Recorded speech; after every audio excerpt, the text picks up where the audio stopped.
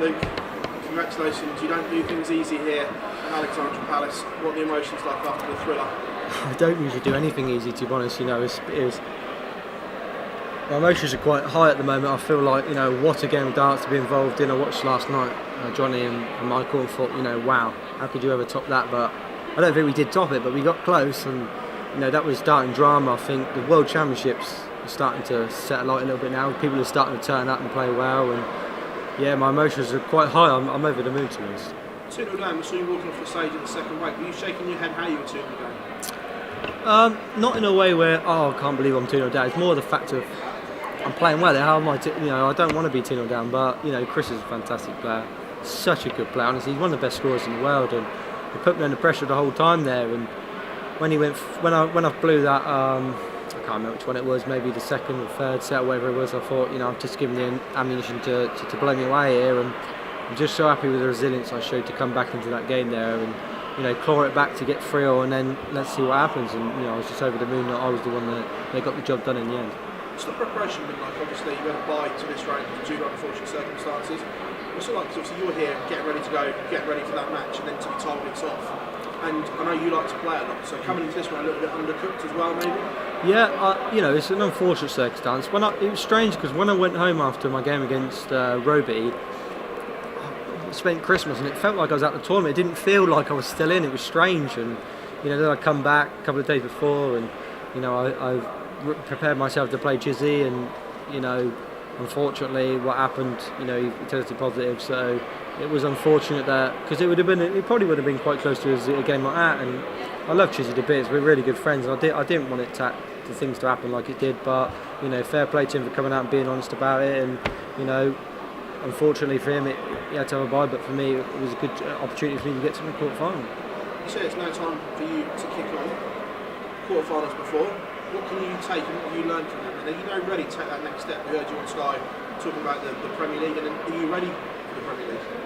I mean, the first two times I got to the quarterfinals, it was more, I was so over the moon to get there, and I was happy where I was. But now I'm sort of settled in the top 20 in the world. I'm not really settled. I want to go on and do bigger things now, because I can't sit here and be like, I'm happy I'll take a quarterfinal and just go home and enjoy it. But it's my time now to push on, and I was honest. I think I am ready. A few people have said they're not ready. I think I am ready. I think I've got that experience now, and I've had quite a few good games on the big stage now. I think that I don't think I deserve to be in the Premier League, but I'd love to be in it.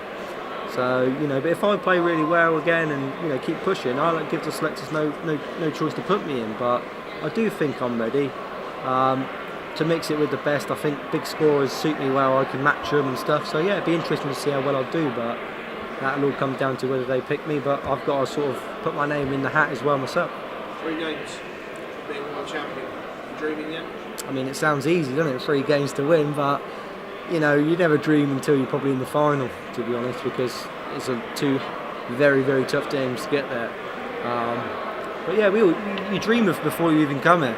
You always dream of how it would feel to pick that trophy up and see your family in the crowd and enjoying the moment. And a lot of people have touted me to win a world title, but it's easy to do that. I'm the one that's got to go out there and win it myself. So it could be this year, it could be in 10 years' time, who knows, but I'm in a good position again for the 3rd time, and hopefully I can go on and push it further this year.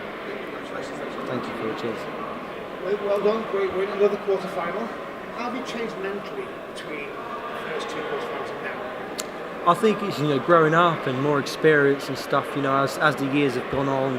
I've matured a lot, and like I said, the first 2 years I was just happy to be in the quarterfinals, whereas now I feel more business minded, and I'm in the quarterfinals to get to the semis, not I'm in the quarterfinals, I'm so happy sort of feeling. And I had that sort of in the UK Open final. I thought I didn't have enough time to appreciate that actually I'm in a final, not just I'm so happy I'm there. So I feel like that's the sort of difference. I've matured a lot, and it was important after last year because I did fail, really, didn't I? I lost first round after being 2-0 up, but I've had a good year. I've really sort of exercised to come back and do well, and this is the place that I really love, and it showed this year. You've lost all the weight, you're looking lean and keen. Like I said, you've had 2 quarterfinals here before. You know what to do. We use that preparation in any way differently for this quarterfinal? I think it's a lot different as well because the last 2 years I've been in the quarterfinals, it was the day after. So this year, the date's changed, so made it like I'll be having a day off, which is probably something that will probably do me well because after a game like that, it's nice. I'll probably be playing in the afternoon maybe, so it's nice to have a day off and relax with the family, with my girlfriend and my stepdaughter, so we can have a relax. And probably got about 40 hours to prepare, which is more than one. So I've got the added bonus this year of more preparation time, which will stand me in good stead. Because now you're going to face a former world champion anyway. So what are your thoughts on that match? Yeah, I mean, it's going to be a very good game. It's no really preference because they're both fantastic and both world champions, like you say. So, I'm just hoping they have a game like me and Chris just did, knock lumps out of each other and hopefully tire one out. But, I'd love to play Gary because we played in the Premier League.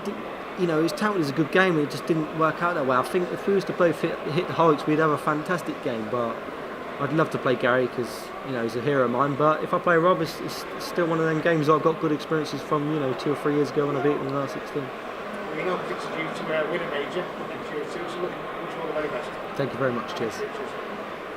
Luke, many congratulations. 21 140s, 14 180s, 3 200 plus finishes. Is that one of the best you've ever played on the stage? Yeah, it probably is one of the best. Over a long distance, I think I'm usually a decent 140, but I think the 180s were much better than people expected there. The new darts seem to work very well when the first dart's in. When that first dart's in there, they seem to all go, and I've been experiencing that on the practice board. A couple of legs there, I was a bit poor, throughout the whole game. There's a couple of legs that I wasn't hitting a triple at all, but if I can get these working like I was in the 180 stages, they'll go well in the quarter final, and probably up there with one of the if not the best performance I've played on TV so far. Yeah. It's a 2-0 3-1 down in the game. Does that just show? Obviously, we've seen many comebacks in this tournament so far. Does it show set play like that sort of suits your game? It does because it showed when I was 2-0 up in one set and then lose it 3-2. You've won nothing, but you were 2-0 up. So yeah, I think set play obviously suits me because it sort of showed a little bit in the Grand Prix, and then obviously 3 quarterfinals in the Worlds. I guess it suits me. I don't know, but there's a lot of it's a surprise because there's a lot of pressure in set play because if you miss one dart, 2, 3 darts, and then you lose a set, you're back to square one. So yeah, it obviously does suit me. Yeah, and obviously the stat we all keep talking about is the 3rd quarterfinal now in 4 years. How eager are you to get past that stage and go for the next competition? Yeah, definitely. That's an obvious thing. I'm desperate to get past that. Not too desperate, but I'm desperate to get past it. A semi-final, I think it would prepare me into the top 16. And a lot of people say you're a top 16 player, and that's their opinion. But I think where I'm ranked is probably where I should be, about 20th. But if I can get to that semi-final, I would be in the top 16. So it's a big opportunity. You're doubling your money here, and not just on your back pocket, you're doubling on the rankings. That's the most important thing. So every game I win from this moment on is huge for my career. So it's not too much pressure on me, but this is the time for me, if I'm going to kick on, is to do it right now, and it's a big opportunity. Thank you very much. Cheers. Spoke a lot about mental health previously, and you've been through a lot as well. How do you feel coming into this tournament so far? Yeah, I felt really good mentally. I just, that's the thing that was happening years ago, and it was quite a struggle for me at the time. But I'm much more mentally stronger, and I've had so many games at that stage that have proved that. I went for a period where it was just about anxiety-wise belief in the darting world for me. Obviously I had my own struggles at home, but with anxiety. But this was more darting belief, and I've got a lot more darting belief now. I've made a major final, so that's given me that confidence and that desire to go on and create better things and bigger things. And slowly but surely, I'm starting to make them things. And you spoke on stage about the Premier League. Was that serious, or was it slightly tongue-in-cheek? Oh, well, it's serious. Of course it was serious. I want to be in it, but I'm not sort of forcing them to pick. I'm just saying, I'm one of them people that are very vocal that I'd love to be in it, because no one's really put their hand up this year and gone, pick me. I think we've got the common players that have all played well this year that are probably going to be in it anyway, but no one's sort of gone, I'm ready. And I am. I feel like I am, and I'm not going to sit here and go, oh, I'm not ready for it. I am. And I'm showing that in my performances. I've been really, really solid this year on TV without doing anything extraordinary. And I feel like a year in the Premier League would probably benefit me because mixing it with the best, it just showed you there that when I'm on the game I can match anybody. But I was quite serious about it. But obviously I'm not saying the PC have to pick me. I'm saying if they want to pick me and they think I deserve it, I'm never going to turn it down because I'd relish it.